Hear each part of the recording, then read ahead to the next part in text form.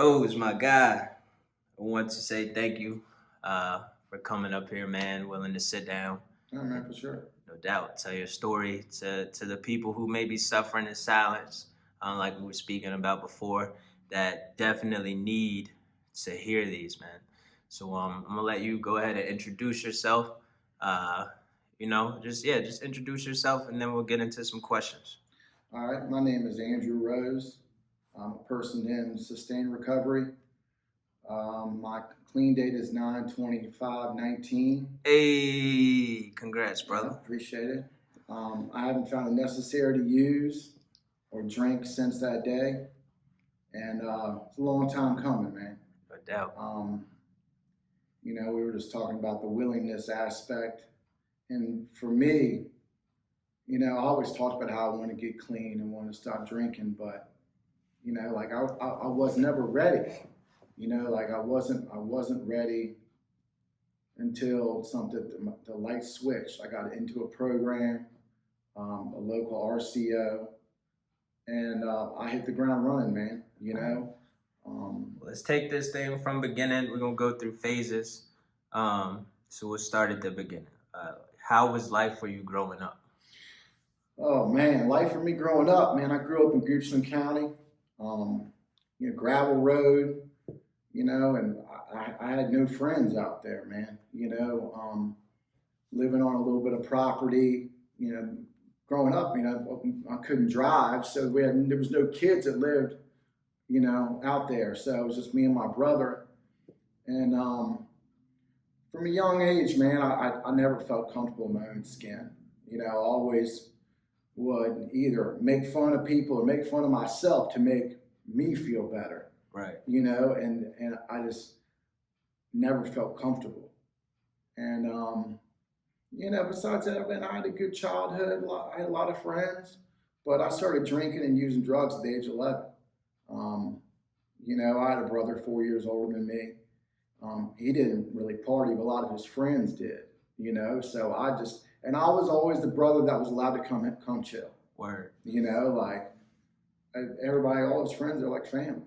And they treated me like their own. So it's a blessing and a curse.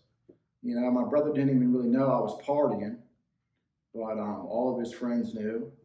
And man, as soon as I took that first drink and whatever else I was doing, it's just a light went off, man. I felt like this is for me. You know what I'm saying? Like I felt like I fit in. I had confidence. It just everything changed. Yeah. And I thought in a positive way. At that age, it felt like it was a positive change. Right.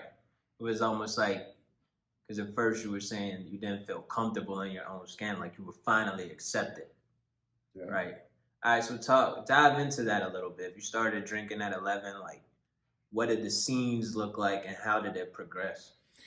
So, I started drinking at 11. We have parties over there, and I'm just a kid, But started with a couple beers, and that soon turned to liquor. I mean, by the time I was in 8th grade, I was stealing beer from 7-Eleven, stealing cases, and I'd have them hidden behind the dam on my parents' property and drinking warm beer, chugging warm beers, stealing liquor out of the liquor cabinet. I mean, that was 13 years old, man. That was what I was doing. Smoking weed, doing whatever else, like whatever I could get my hands on, I tried it, right. Anything. It didn't matter. Like I was willing to try it, and but for me at that age, drinking was a huge part of my life, and then when I hit high school, I switched schools and I went to a high school where drinking, and that's what everybody did, 9th grade, I went to Benedictine, and the seniors take the freshmen out every weekend, and they pretty much just try to make you throw up, and you just got to drink with them, man. And I loved it. I was good at it. I could drink more than anybody, and I felt good, man. That was a good feeling. Like you're not gonna fucking out drink me, man. Ain't no way. you know, and like I backed it up. Never got sick. And I thought I was the shit. You know, No I thought I doubt. was the shit. No doubt. You know, and for all the wrong reasons. You know, but looking, man, hindsight's 2020 because looking back now, I mean, I look like a fucking idiot. You know, like, but it just, man, but the drinking just got progressive, more progressive, more progressive, and then the powder came into play. You know, I'd done that at a young age, but I didn't really get hooked till I was 15 or 16. And as you know, you and I go back, man. Like, No doubt, bro. it's just, man. I mean, I was, man. It was just, it wasn't a good scene. All right, so It was every day. let's chop it up about that then. Like, so when powder got introduced to you, it sounds like that was kind of like the it moment that led to a spiral, if you will. Yeah, just you know what I'm saying. Dive in on that a little bit. Well, so I tried it for the first time. I think I was 12. Okay. And a friend of a friend, and I just felt crazy. I didn't know what the fuck was going on, and I didn't even really like it. That's the crazy thing about me being addicted to cocaine. I never liked it. I felt uncomfortable. I didn't want to talk to anybody. You know, I was ADHD, so it would do the opposite to me. Get quiet, don't talk to me, don't touch me, don't look at me. I get paranoid. But I did it for so long. And I mean, it was, by the time of high school, I was doing I'm looking to get it every day. Whatever ways we could get it, whatever we could do, fuck this person over, do this, do that. Like, by the time I was a senior year, it was every day. I was skipping school. And it was every day. And I never once had a good time. Never once did I enjoy it. It wasn't like drinking. Yeah. You know what I'm saying? Like drinking, like that was my shit. You know, but like once I started doing blow all the time, like it was a different animal. Mm-hmm. You know, like and just the obsession piece, man. Like I was obsessed with it, but for no good reason. No good reason at all. Like I didn't like the person I was on it. Didn't like the person I was trying to find it. You know, I didn't like who I was the next day. You know, the suicidal thoughts and all that, man. Like I wasn't sleeping at all. I quit my high school sports team. I quit the basketball team. I made varsity in 10th grade. I quit that because I was doing too much blow. By senior year, like I didn't really play any sports. I played 3 sports year round since I was 4 years old. You know, everything took a backseat. You know, and doing whatever I could to get it, serving whoever, whatever else. You know, like it just didn't matter to me. And that was just all throughout high school. That was just high school. Yeah. So, all right, after high school, what did life look like? So after high school, I got offered a lacrosse scholarship. I was an all-state goalie my senior year, and just the height of my addiction, man. Almost missed numerous games because of it. You know, did an 8-ball before one game at collegiate. Barely made it in time, and I couldn't even talk.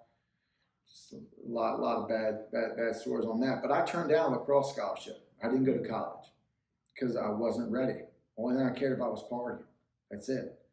So in my mind, I thought I was, helping out my parents by not going to college. So I wouldn't because I got offers from private school. So all they could pay was 50%.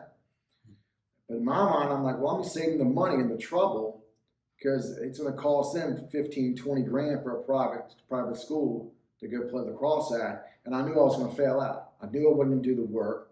I knew I wasn't ready. I graduated young. I graduated early. I was 17. And I just wasn't ready, man.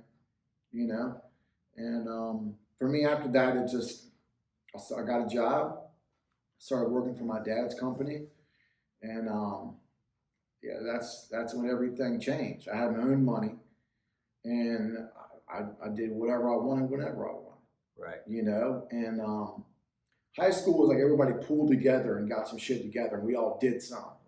Now, when I got my career and I became a warehouse manager and I got all these responsibilities, I could go out and do it every night. I got paid once a month though. So by 2 weeks in, I had no fucking money though. So then I'm going back to my high school ways. How can I scheme up and get get this and get that. And man, that was years. It was years of that. And the opiates came later. You know, when I was younger, I didn't like opiates. Mm-hmm. You know, I didn't like pills. I didn't like the way they made me feel. But then I had hernia surgery, and they gave me Dilaudid for it. I'll never forget it. And I snorted a couple of those, and it's like man, this light switch went off in my brain. Like I gotta have that. You know, like it was the best I've ever felt in my entire life. Everything else took a back seat. Mm-hmm. No longer want to do blow. I actually ended up quitting drinking for 4 years. Really? Yeah, I quit drinking. I was going to AA, and I quit drinking, but I was still doing pills. You know, it's like I was trying to hold it together because I'd gotten three DUIs. So, and I legitimately stopped drinking, like, but I was still doing pills, and I was still meeting my dealers outside of AA meetings, and I was still doing the same shit, but I wasn't drinking that. And on the outside, it looked like everything was great. Oh, you're doing so much better, you know, blah, blah, blah. Man, my addiction, my disease was growing, you know. So pills kind of came and went, and then it was only thing left. I mean, there was no pills around; they were too expensive, and so I got in touch with somebody that had heroin, and it just kept on climbing. My disease, it was eating me alive, you know, and that was a couple years like that until my mom showed up in my apartment. I was living in the museum district. She showed up. I had lied to her. I got fired from a job because I met my plug outside in front of the restaurant. I was serving at the time, and lied to her about that. She showed up, and I was sitting there thinking, man, laying in my bed, and there's a fan above my head in my apartment, and I was thinking about if I had something strong enough to hold me up so I could hang myself. And my mom showed up in my apartment, and she said, we got to get you in somewhere today. All right, well, I'll make some phone calls, just bullshit like I always do. But so John Shinholzer came over to my apartment. He came to pick me up, take me out to breakfast. And I was still getting high. This was the next day. He said, you know, are you ready? Are you ready to do this? And I'm like, yeah. He said, I'll take you out to eat. If you don't eat everybody this meal, I'm not letting you come to my program. I'm not letting you come to my RCO. I ate the whole thing. And then my mom came to pick me up and took me over to the McShin Foundation. And I've been clean ever since. Hey. And I don't know, man. It just something clicked. I'd done meetings, I'd done programs, but it's like I finally had met a group of people that I got clean with. That to this day, I can call and they answer the phone every time. That know all my shit. That been open and honest with. You know, when you get clean with a group of men, and you know you go through this process together, people from all different states, all different walks of life, man. Like, but once you have that core group, you can't take it away. Right. You know, like when I went to A earlier, you know, I had some contacts. I had a sponsor. I was doing step work, but I was never all the way in. I didn't have a young group of friends. I went to a meeting where everybody was 40 years and older, you know. But when I went into McShin Foundation, it's all people my age, and you know, I just dove in, man. You know, I was ready to get clean, to get off of the heroin. They put me on Suboxone. I took Suboxone for 10 days, weaned off of that after 10 days, and then it was cold turkey. There was nothing left. You know, I did peer recovery training. I did forensic peer recovery training. I became a house leader, and I went through a lot of ups and downs, man. Those first couple of months, people were telling on me, saying I was getting high. I got drug tested 3 times in one day, and then the 6 days after that, I got told I was stealing stuff. I got told I was sneaking out. I was fucking all these girls. And legitimately, like, I was there for me, and I had to change everything about my life. none of it was true. People that said that actually turned out they were lying and they were using and they were doing all these things that I wasn't doing. It's a beautiful thing when the truth comes out on the other It side. took a while too, man. It took 2 to 3 weeks for everything to come out. But I mean, they're dragging lions through the mud. I became assistant house leader in 8 days in the intensive program, which that was a quick turnover, man. You know, there are people have been there for weeks before me and they got passed up. I got selected. People were pissed, you know, but for me, it's like that helped me stay clean. Yeah. Because then I was like, fuck these motherfuckers. I'm not going to get high in spite of them. Right. You know, and that's what fueled me, man. Are you saying I'm getting high? Fuck you. I'm not getting high. And I come in there every day, man. I come into the RCO, and I'm giving everybody hugs, dapping everybody up, loud, just like I finally, my personality had shown through who I really was. Right. And people were pissed. Because actually I was dope sick. I was coming off Suboxone. I felt like shit, but I was just pushing through, man. You know? Because I wanted this shit. Right. I fucking wanted it. And it was a good process, man. You know, like there were ups and downs, there were roller coaster rides, but at the end of the day, man, it made me who I am today. No doubt. You know, so I wouldn't change a thing. There were days that I didn't want to fucking be there. You know, and the days I couldn't do anything about it. You know, no cell phones. You know, music to me is very therapeutic, man. So I didn't get my phone for 2 weeks. And once I got that, man, I was the lock. I was good. You know, I could put my headphones in because you're sharing a room with three men. Right. You know, actually, one of the guys I shared a room with, he just celebrated a year clean 2 days ago. Matt Grant. Shout him out. Man. Congratulations, bro. You know, he came through the process with my other buddy Alex, the guy I'm putting you on for the podcast. I appreciate that too. Yeah, we all, and my buddy Pat, we all celebrated a year within 2 or 3 weeks. Okay. You know, so you know, to make it with that group of guys, man, and just sticking together and telling on our disease, man, that to me has been the most important thing. You know, it's being like, you know what, I feel like shit today. Fuck it. Yeah. You know, like. This too shall pass. The feelings are just temporary. Yeah, being able to actually feel. Well, that's the thing. I never felt it. You know, I'm 33 years old. For 21 years, I had masked all my feelings, all my emotions, man. I was 11 years old. Basically, I never matured. Right. You know, physically, but not mentally. You know, like that shit stunted my fucking growth. You know, and I had to learn from people in the program and my sponsor on how to be a man.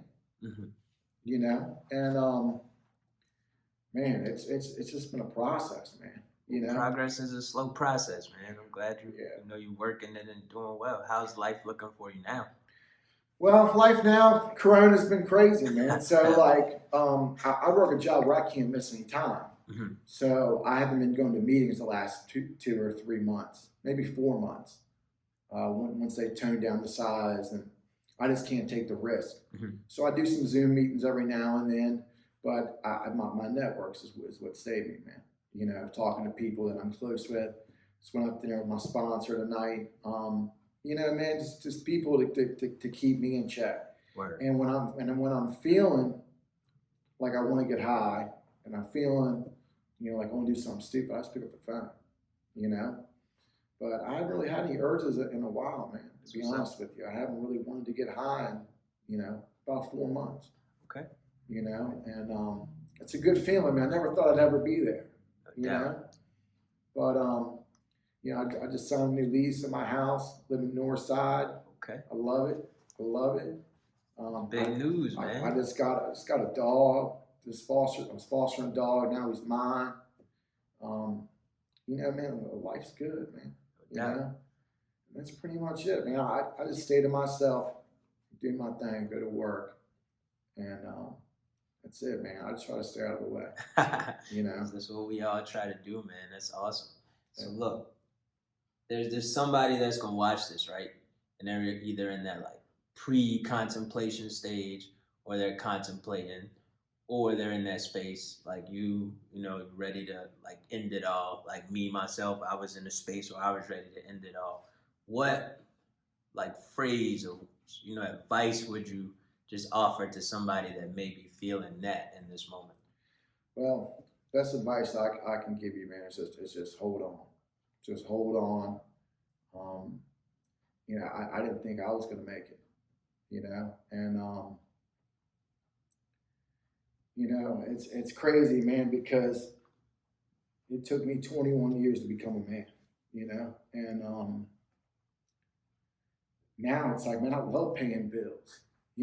I love showing up at work on time. I love working on my fucking credit. Like this, that's what fucking makes me happy nowadays. It's like that was all things I pushed aside growing up, man. And anything is possible. It's never too late. It's never too late. You know, reach out, contact somebody. People will help you, but the willingness, you have to be willing to do whatever it takes to get clean and stay clean. So the willingness has to be there. It's the best advice I can give you. Rose, man, again, I appreciate you sitting down, brother. That was deep. Again, we go way back. Yeah, sure. A lot of your story resonated with me. A lot of it. I'm happy for you. I'm happy that you're still here to share this moment with me and everybody else, whoever tunes in. I'm excited for, you said you got an anniversary coming up, right? No, I just celebrated. Just celebrated. Just celebrated right. 4 months ago. So then, bro, I'm happy. You know what I'm saying? Like, you're doing it. And just stay the course. Again, thank you, man. I greatly appreciate you having me on here, man. Appreciate it. No doubt.